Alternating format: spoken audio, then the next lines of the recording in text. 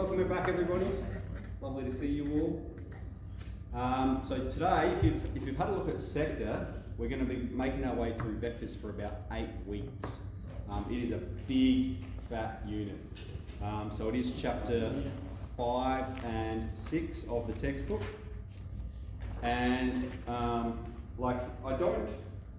know some people found vectors challenging last year. I think this is sort of probably one of the, it is challenging, but I find it exciting. Okay, I like how practical it is. And so the only difference between what we're really doing now and what we've done last year is that we've extended to 3 dimensions rather than 2. So let's get into the examples here. This is what I did in my holidays. Enjoyed compiling this booklet. The first 2 pages there are just a statement from the subject outline, which just lists all the stuff that they're going to put in the exam, or that can be put in the exam, so it's the knowledge that we need to get through. And then it follows the hazy textbook from there. So we have a point P, and it says plot it in 3-dimensional space.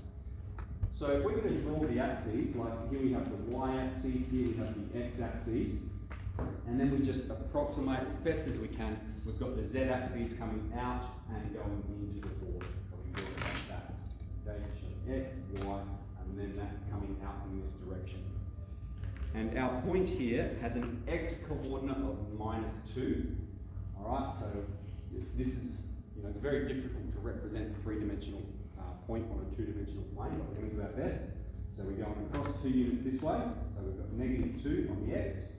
We're going up 3 units for the y. Alright, so about there. And then we're coming out of the page 4 units. Alright, so you just follow along the axis 4 units, and that'll probably put us about here. Okay, that's point P.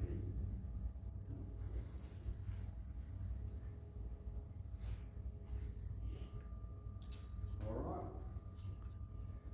Determine the distance from point P to the origin. Okay, so that just means the modulus of P. And modulus, like with complex numbers, so that's our answer to part A, is our answer to part B. The modulus is just the square root of each coordinate squared. So we've got 2 squared, x3 squared, x 4 squared. And I understand technically it is -2, but -2 squared will be 2, so -2 squared will be +4. So let's smash that. 4, 9, 16, 25 plus 4, the square root of 29 units from O to P. Okay, number 2. Now we have a vector. Okay, so let's just be clear with notation how I'm going to express it and how Stace expresses it. The textbook is slightly different. So that's a coordinate, we know so because it has round brackets, and a vector we denote with square brackets. So we have this vector here, AB, which is K. Now let's get into the proper notation as well. We have to draw a harpoon on the top to say it's a vector from A to B, and it is K, 1 on 4, and -half. Now, because it's a vector, what that means is it's a quantity that has magnitude, so that means size, it has a determined length, and it has direction. That's what it means to be a vector. Okay? It has magnitude and direction. And so we're told this one here is a unit vector, which means it has a modulus of 1. Okay, so that means the square root of k squared plus 1 on 4 squared plus 1 on 2 squared equals 1.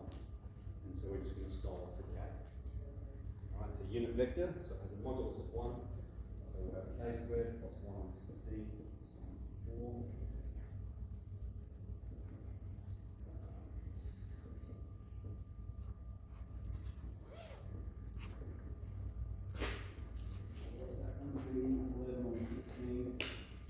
Square root of 11 plus or minus. We don't know what direction it's going in. It could be either. So we do need to say plus or minus. We haven't found the magnitude yet. Because it's a vector, it does have direction.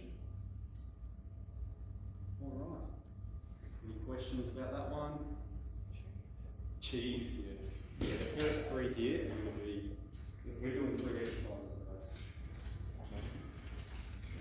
today. Okay. Next we move on to operations with vectors. So I'll draw your attention to the properties of operations with vectors there.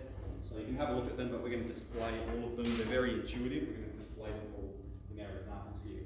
So if we have vector A plus vector B, all we have to do is add the x component, the y component, and the z component. So this will sum to 2 plus 4, 6, minus 3 plus 2, minus 1, and 1 plus minus 5, and minus 4. Okay? If we have 2a take away b, it's just like BEDMAS. First we have to multiply through by 2. Alright, so I might do this one out a bit. So we've got 2 times 2 minus 3, 1. And then we're taking away 4, 2, and minus 5. So we'll distribute the 2 to all of those directions. So we've got 4, minus 6, and 2.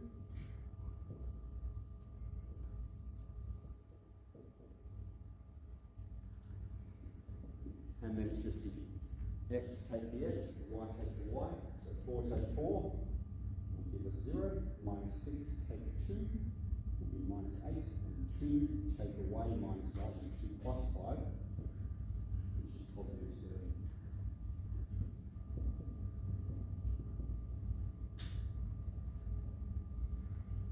Okay, so that's A. That's B. Moving on to C, we have the modulus of 3b. Alright, so what that means is first we're going to multiply b by 3 and then determine the modulus of it.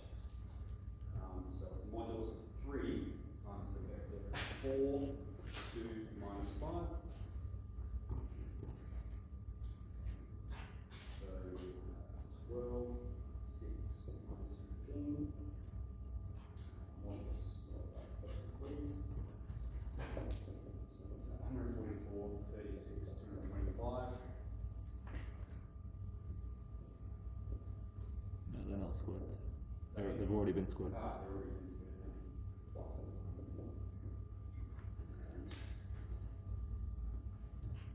what's that? 405. Okay.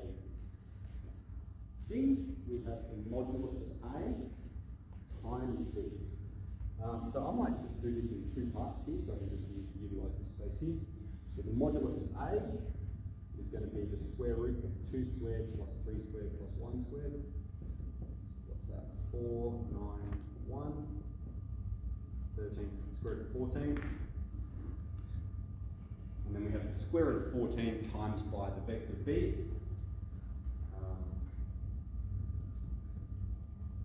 4, 2 minus 5.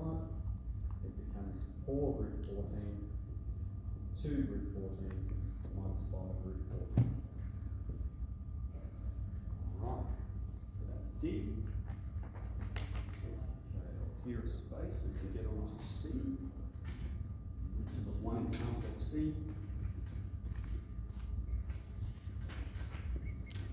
And we're going to solve. So we have 4x to take 2a equals 3b, where a is 210, and b is 0 minus 2 and 3. Okay, so first what we're going to do is we're just going to solve it like we would a linear equation for x, and then we'll substitute in a and b to determine what the vector simplifies to.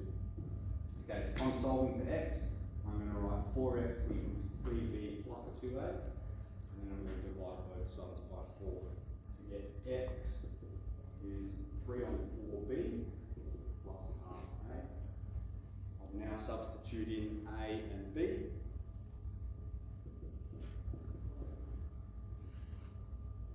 0 minus 2 on 3.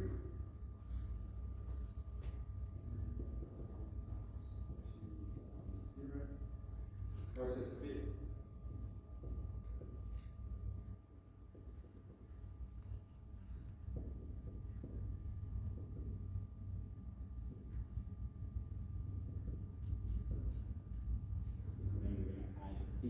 component together. So minus 32 plus 10 is -1.